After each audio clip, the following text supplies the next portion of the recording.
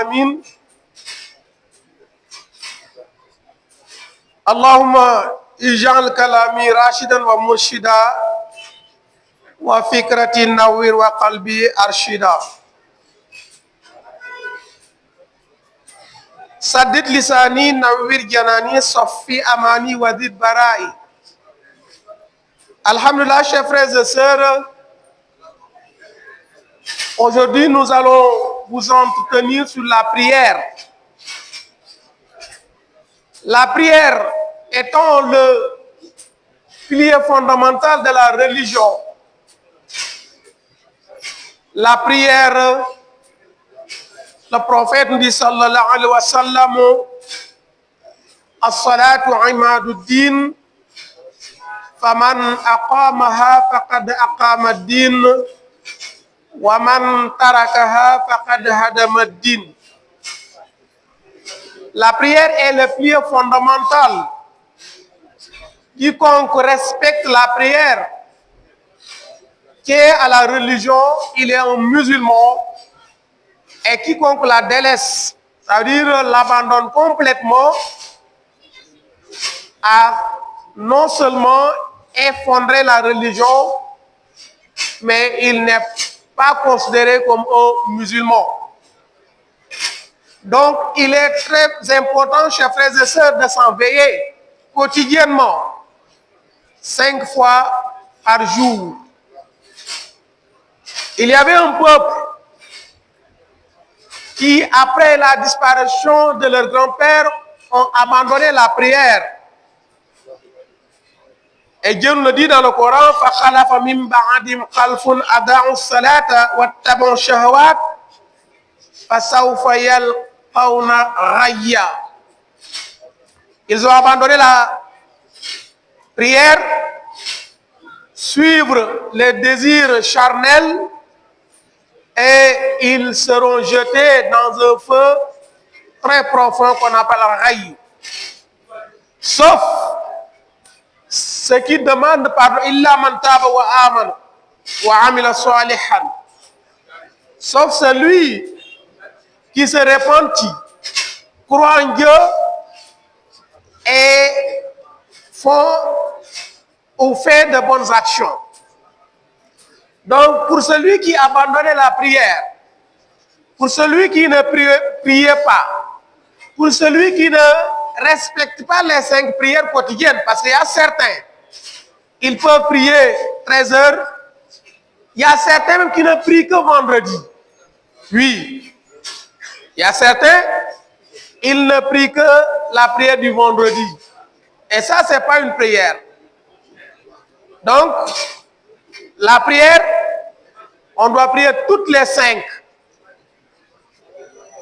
Donc, pour celui qui abandonnait une partie de la prière, qu'il sache qu'il ne priait pas. Pour celui qui abandonnait toute la prière, qu'il se repentisse, demande pardon à Allah subhanahu wa ta'ala et respecte les prières et il sera parmi les réussis. Dieu nous interpelle, chers frères et sœurs, dans le Saint-Coran. Ya ayyuhalladhina amanu la tulhikum amwalukum wala auladukum an dhikrillah wa man yaf'al dhalika fa ulaika humul khasirun. Dieu dit, oh les croyants, vous qui avez cru que vos enfants, que vos biens ne vous empêche pas d'adorer Allah subhanahu wa ta'ala. Il y a certains, ils sont empêchés par leur commerce. Beaucoup sont actuellement au marché et ne sont pas venus à la prière. Pendant la prière de 16 heures, souvent, il y a les clients qui vous entourent et qui vous empêchent d'aller prier. Pendant la prière de Maghrib également, il est empêché souvent par le commerce. Et pendant la prière d'Aïcha, il est souvent empêché. Et d'ailleurs, le prophète nous dit, les 2 prières les plus difficiles à effectuer à l'heure sont les prières de Fajr et d'Aïcha, parce que la prière de Fajr, il y a le sommeil. Et beaucoup n'aiment pas abandonner leur sommeil pour aller prier. Et la prière d'Aïcha, ils sont entourés par les clients, surtout les commerçants. Et souvent, ils ne veulent pas laisser les clients pour aller prier. Et chers frères et sœurs, voilà pourquoi Dieu dit la tulikum amwalukum. Voilà auladukum également. Vos enfants. Andikrillah. Là, pour les enfants, c'est de prier et de ne pas ordonner à tes enfants de prier. Il y a certains parents, ils prient correctement. Ils vont à la mosquée, ils font leur zikr, mais ils ne disent jamais à leurs enfants de prier. Et pourtant, le prophète nous dit, sallallahu alayhi wa sallam, lorsque l'enfant a 7 ans, vous devez lui ordonner la prière. Et à l'âge de 10 ans, il faut le chicoter, il faut le frapper s'il refuse de prier. Est-ce que les enfants, est-ce que les parents, je veux dire, veillent à cela, chers frères et sœurs? Il y a un événement qui se passera le jour de la résurrection. Et pourtant, le prophète sallallahu alayhi wa sallam nous en parlait déjà de cet événement. Il dit, le jour de la résurrection, le jour du jugement dernier, on va appeler un père et faire son contrôle, peser toutes ses actions. Les prières sont bonnes, les jeûnes, tout est bon. Et on lui dit de rentrer au paradis. En marchant pour accéder au paradis, son fils lève la main pour dire, oh mon père. Lui, il était mon père et j'ai un mot à dire. Et qu'est-ce qu'on dit? Waqifoum. Innahum mas'ouloun. Arrêtez-le. Ou arrêtez-les. Parce qu'ils ont été responsabilisés et ils ont failli à leur responsabilité. Donc mon père, l'enfant parle. Mon père, il priait. Il ne m'a jamais appris la prière. Il ne m'a jamais montré la prière. Il jeûnait. Il ne m'a jamais appris le jeûne. Il ne m'a jamais appris le Saint-Coran. Il ne m'a jamais montré la religion. Et pourtant, j'étais sous sa responsabilité.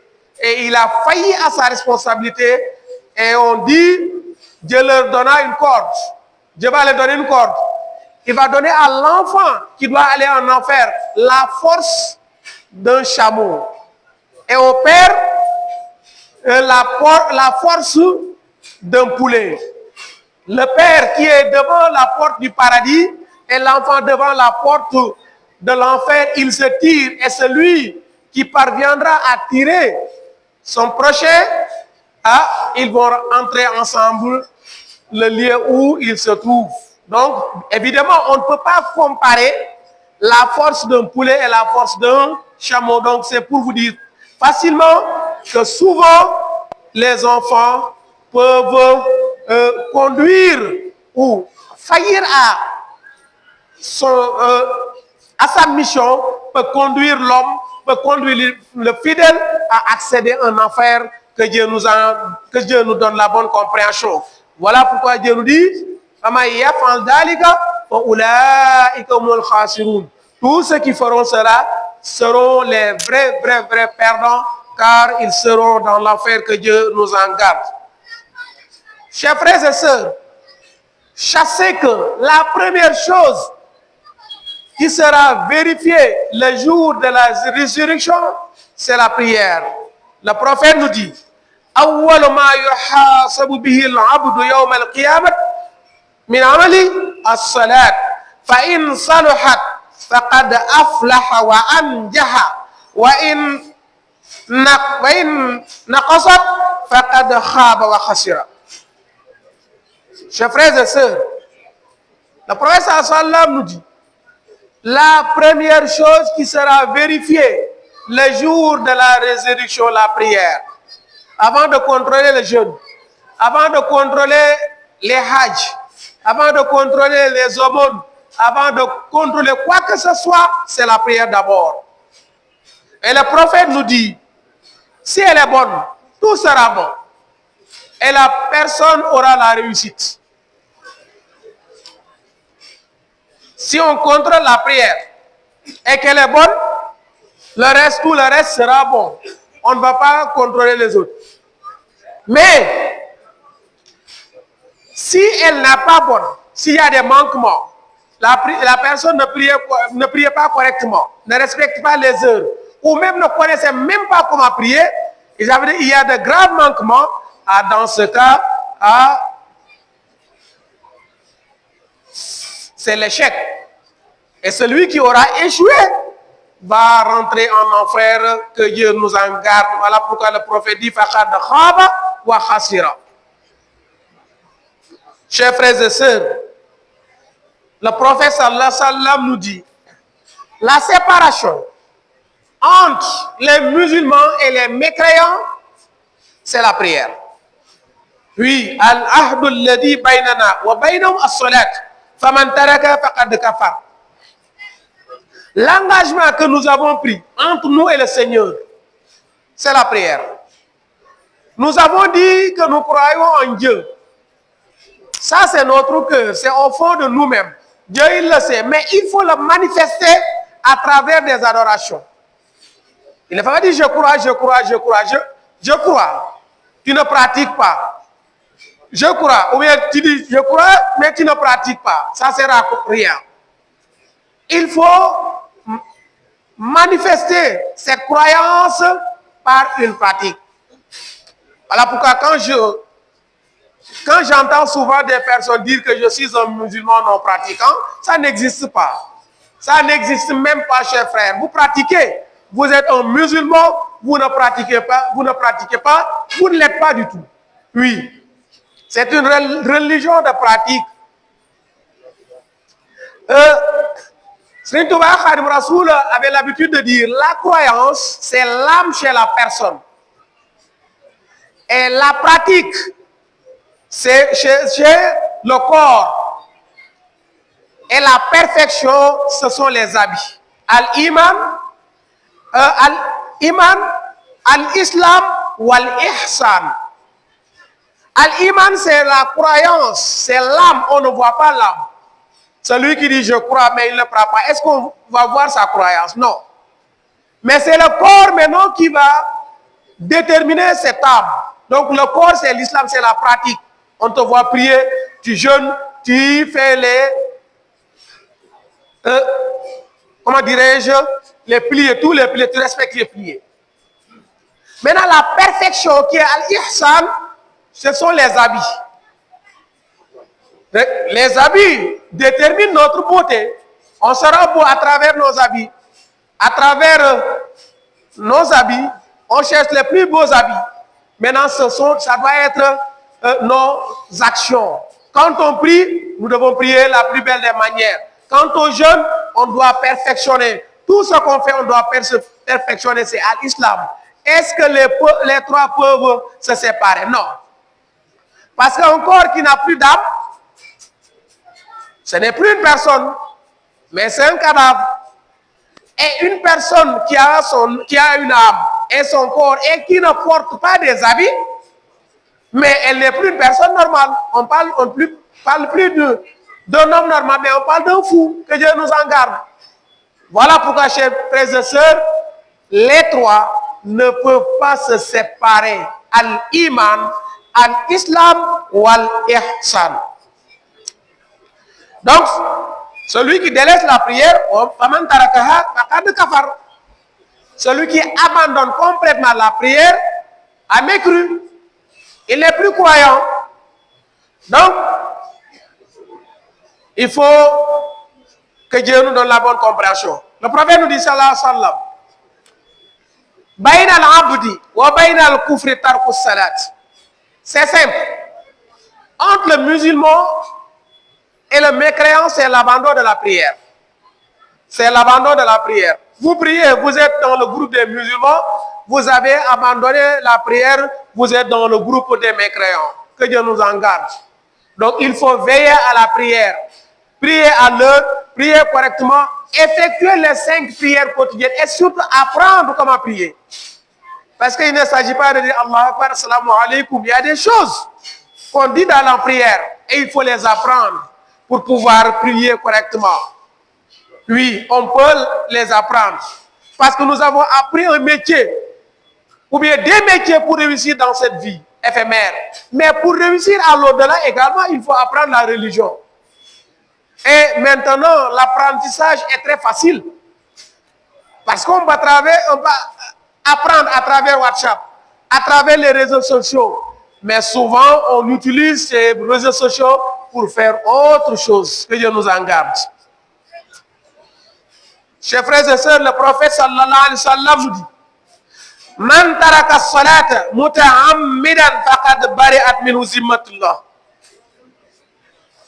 Celui qui abandonne complètement la prière, c'est une personne normale. Il abandonne complètement la prière, il n'a plus la protection divine. Oui, il peut confronter à n'importe quelle difficulté ici dans ce bas monde. Et ces difficultés augmenteront le jour de la résurrection. Oui, parce que la plus grande difficulté, c'est d'accéder en enfer, que Dieu nous en garde. Et regardez la communauté dont je vous ai dit tout à l'heure.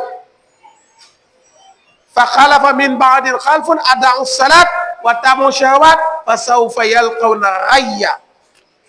Et al-ghayy, c'est l'enfer. Donc celui qui abandonne la prière, sa direction, il a pris la direction de l'enfer. Que Dieu nous en garde. Le prophète sallallahu alayhi wa sallam dit: Man hafaza alayha kanat lahu nuran wa burhanan wa najatan yawm al-qiyamati. Wa man lam yuhafiz alayha lam yakun lahu nuran wala burhanan wala najatan yawm al-qiyamati. Wa kana yawm al-qiyamati ma'a fir'auna wa Qaruna wa Hamana wa Ubay ibn Khalaf. Allahu Akbar. Le prophète sallallahu alayhi wa sallam nous dit: celui qui veille à la prière, celui qui respecte à la prière, aura une lumière le jour de la résurrection. Quand on sera réveillé, quand on va marcher vers la direction du jugement dernier, on aura une lumière qui va illuminer notre passage. C'est la lumière de la prière. Wa burhanan, on aura des preuves devant Dieu qui approuvent notre croyance. Mais voilà, des preuves qui approuvent notre croyance. Et la réussite. La réussite, c'est le paradis. Tu as une lumière qui illumine ton passage. Des preuves qui approuvent ta croyance, mais également une réussite. Et cette réussite, c'est bien le paradis, le jour de la résurrection. Waman lam yuhafiz alayha, celui qui ne veille pas à la prière, qui ne respecte pas la prière, qui ne prie même pas, lam yakun lahu nuran, il n'aura pas une lumière, mais il y aura une obscurité. Il va marcher dans l'obscurité. Et quand tu marches dans l'obscurité, beaucoup de choses peuvent t'arriver. Voilà burhanan, aucune preuve également avec toi devant Dieu. Tu n'auras pas de preuve. Pour qui tu n'auras pas de preuve pour approuver ta croyance. Voilà najatan, tu n'auras pas également la réussite. Et quand il y a deux endroits là-bas, il y a le paradis et l'enfer. Quand tu n'as pas le paradis, quand tu as échoué, c'est l'autre endroit et c'est bien l'enfer, que Dieu nous en garde. Voilà pourquoi le prophète nous dit: Wa kana yawm al-qiyamati ma'a Fir'aun. Tu seras dans le groupe de Pharaon. Vous connaissez Pharaon? Celui qui s'auto-proclamait Dieu, qui disait Ana rabbukum al-a'la. Il sera en enfer. Donc tu seras dans le groupe de Pharaon. Wa Qarun également. Vous connaissez Qarun, son histoire, je l'ai parlé ici. Wa Ubay ibn Khalaf, qui était, on peut dire, le chef des hypocrites. Le chef des hypocrites. Que Dieu nous en garde. Chers frères et sœurs, la prière est une obligation. Oui, Pour être un musulman, il faut prier, il faut respecter la prière, il faut veiller à la prière. Et Inch'Allah, on va s'arrêter ici et le vendredi prochain, Inch'Allah, on va continuer sur ce même thème. Que Dieu nous donne la bonne compréhension. Rabbana atina fid dunya hasana wa fil akhirati hasanatan wa qina adhaban nar. ربنا لا تزغ قلوبنا بعد إذ هديتنا وهب لنا من لدنك رحمة إنك أنت الوهاب والطف بنا وقونا وكن لنا وهب لنا حسن الختام ربنا وصلي على النبي وصلي واقض بحاجة كل مسلم إن أريد إلا الإصلاح ما استطعت وما توفيقي إلا بالله عليه توكلت وإليه أنيب والسلام عليكم ورحمة الله وبركاته.